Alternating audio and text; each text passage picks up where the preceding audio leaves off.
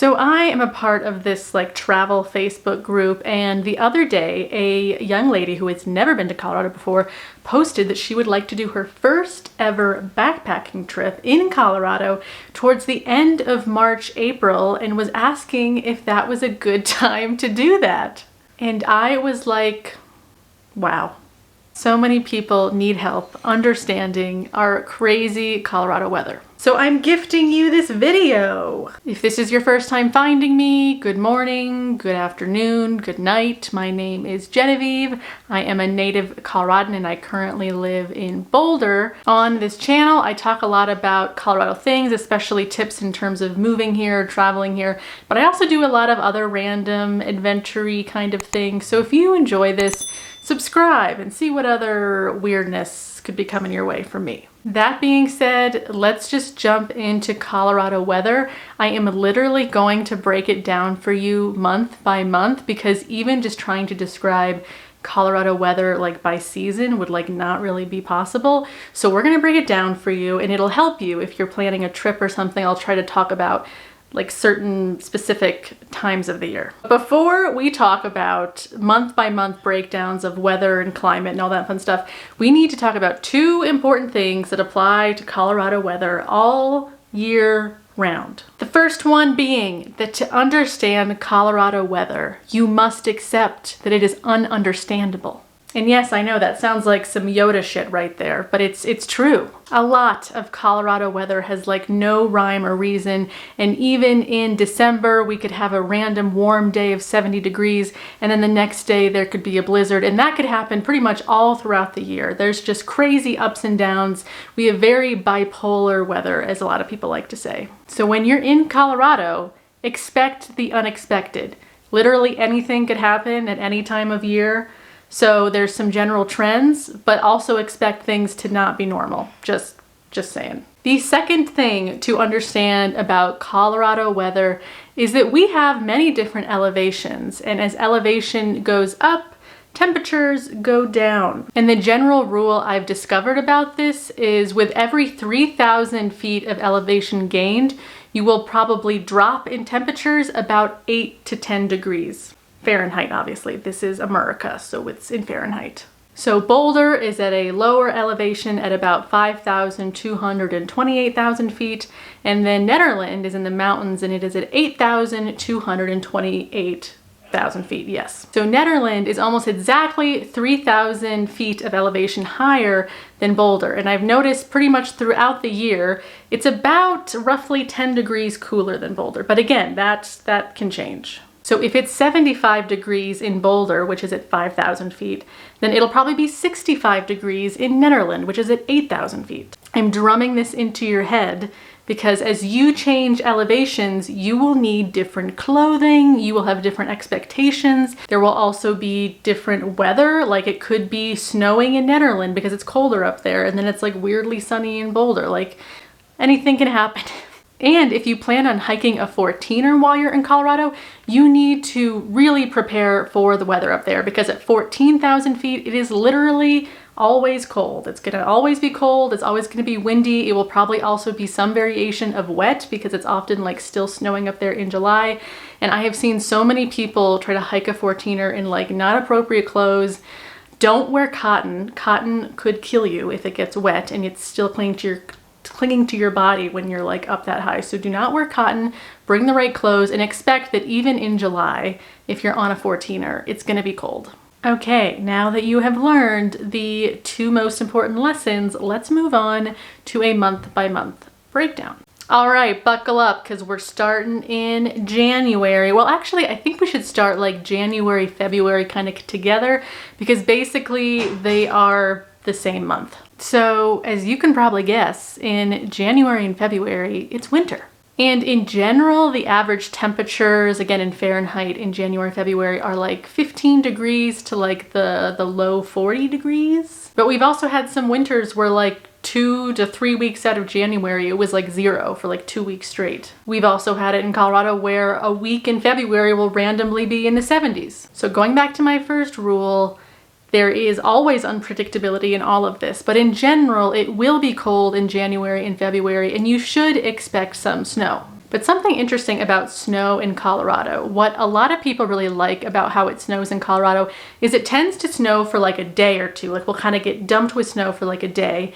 And then because we get so much sun here, the sun comes out the next day or two and melts a lot of it, and it goes back to being fairly warmer-ish. So if we're not going through a patch of like super, super cold, like below freezing temperatures, which doesn't happen that often, but it can happen, if we're not going through like a week or two of that, usually it snows, the snow will melt, and then it'll be no snow, and then it'll snow again, and that's just the cycle of it. It's not like there's snow on the ground 24/7. It's always blustery, frozen. That's not really how Colorado is. Unless, again, you're going up to very high elevations. And up there can be like crusted snow craziness all the time, especially in January, February. All right, let's move on to March. March gets its own thing, because March in Colorado is seriously like your crazy drunk aunt that like whenever she comes, you're like not really sure like what she's gonna be like if she's gonna be really happy and like a happy kind of drunk, or if she's gonna be like crazy and freaking out and like blaming you for like her second failed marriage or something. Like March is very unpredictable. March and also early April also happen to be sometimes like the snowiest parts of the year. And I think a lot of people who aren't familiar with Colorado are confused, because March in a lot of places is usually like, oh, it's the start of spring, it's getting warmer. And often in Colorado, it does get slightly warmer, but we also tend to get these crazy big March snowstorms. And it's also mud season up in the mountains, like after the ski resorts close. So it can be very wet, muddy, and also unpredictable in terms of getting random big snowstorms. So if it's really your first time coming to Colorado and you want to spend most of your time like up in the mountains, like hiking around and stuff, I would really not recommend coming in like the late March, early April time period, because it is really muddy.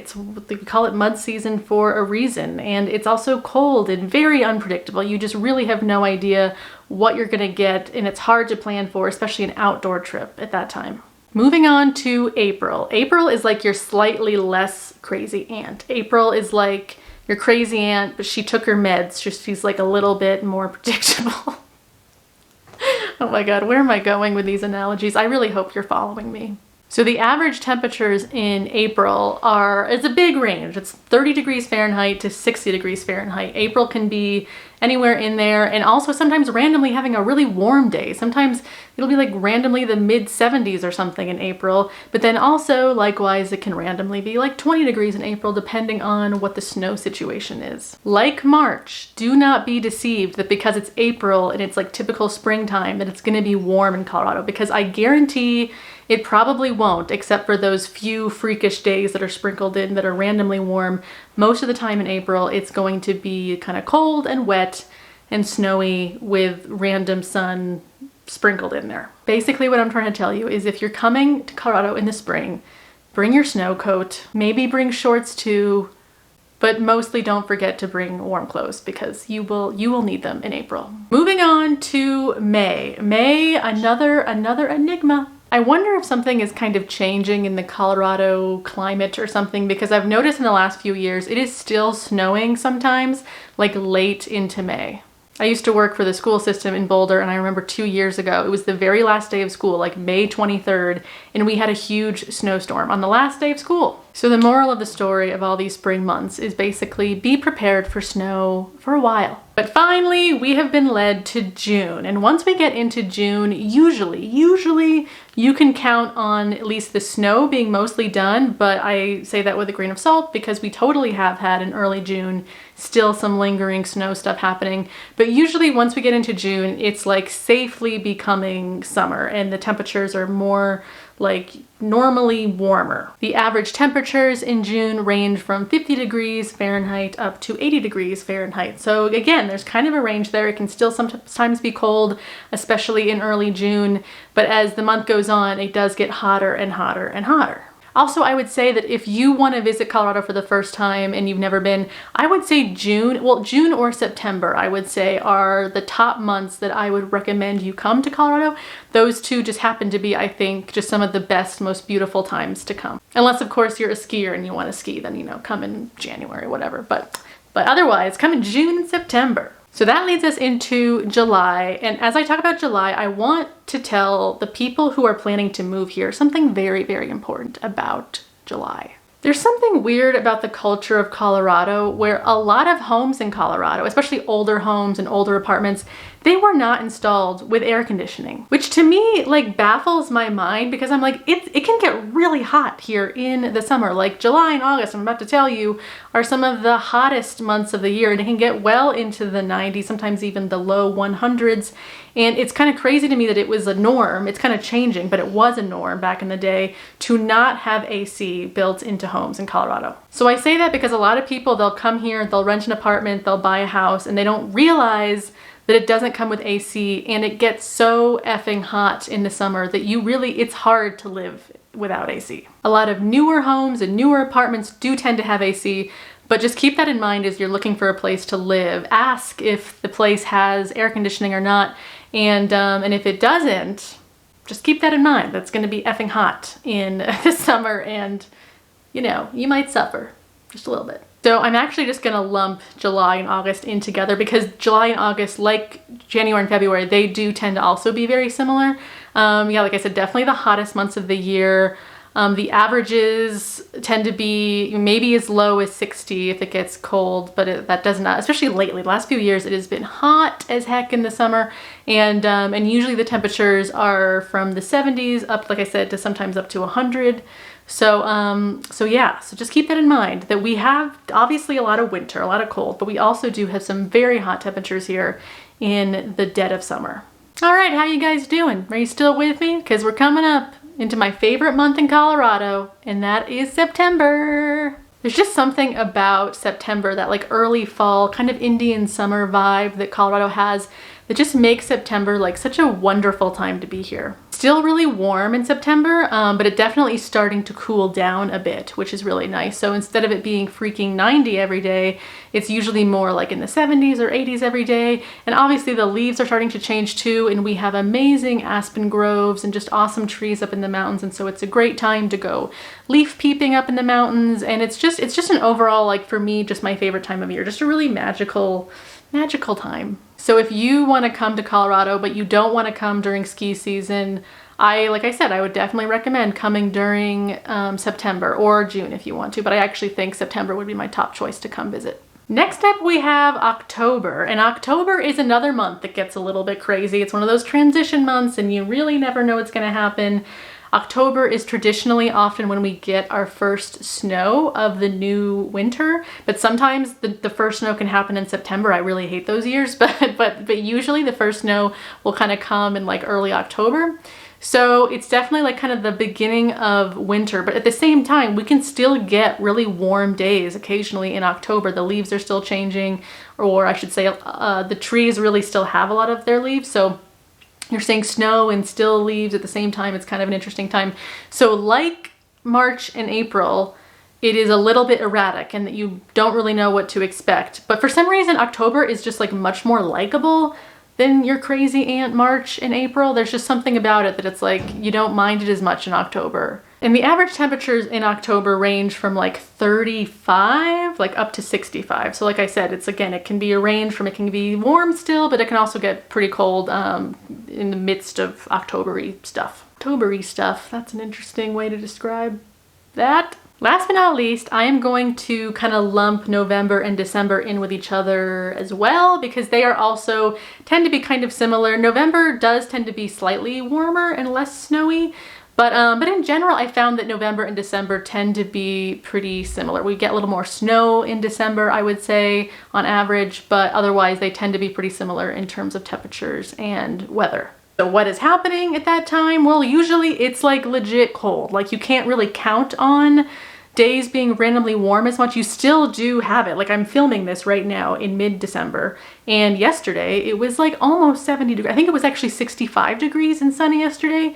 But today the lighting is like, you can probably tell from the video maybe that it's like cloudy. It's about to storm tomorrow. So temperatures today are in the 40s and 30s, and tomorrow it'll be in the 20s. So that just shows you, like, we go from 65 one day to the 20s like 2 days later. Like that's just typical Colorado craziness. And that's pretty much how it is for most of November and December. It's actually, I would still say, less snowy then January, February, more snow is to come, unfortunately. I say that because I don't like snow, but why do I live here?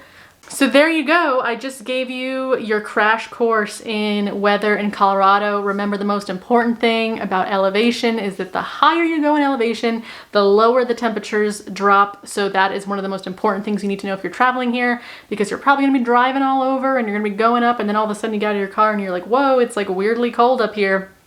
It's because the mountains are cold. And don't do a backpacking trip by yourself if you've never done it before in late March. Just don't.